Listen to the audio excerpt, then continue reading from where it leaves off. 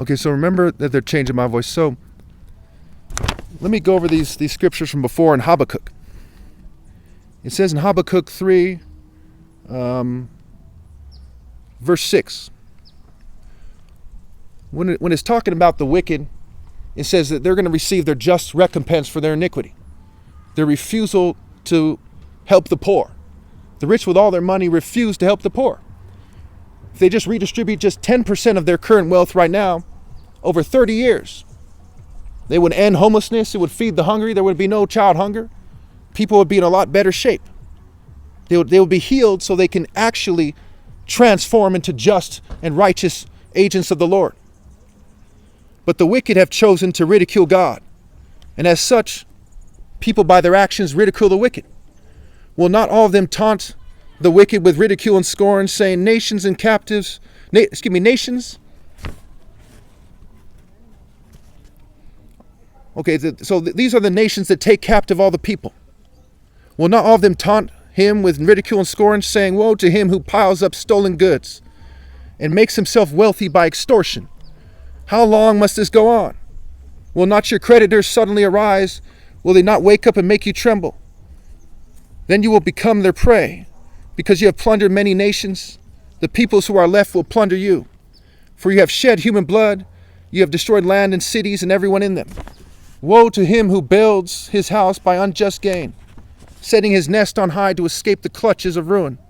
You have plotted the ruin of many people, shaming your own house and forfeiting your own life. The stones of the wall will cry out, and the beams of the woodwork will echo it, like the blood of Abel cries out. Woe to him who builds a city with bloodshed and establishes a town by injustice. So woe to America if they won't repent.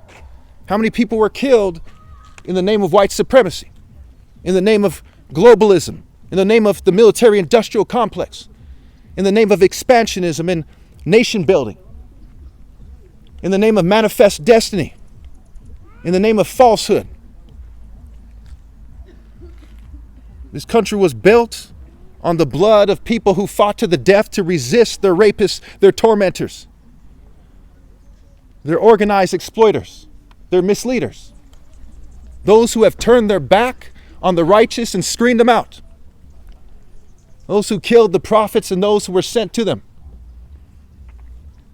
As I've loved mankind with all my heart, I can truly connect to the memory and the spirit of those who stood for God with all their heart. And when they're identified and isolated, they were removed so they wouldn't influence the community. They were removed so they wouldn't teach man to love in truth. Because through the gate of God comes the true love of God. And all true love comes from righteousness and justice. It comes from discipline, moral conviction, moral clarity. With moral intensity comes sound judgment. With moral intensity, one draws the Spirit of God. In Proverbs 34, it says, whose hands have gathered up the wind? Who holds the wind in his fists?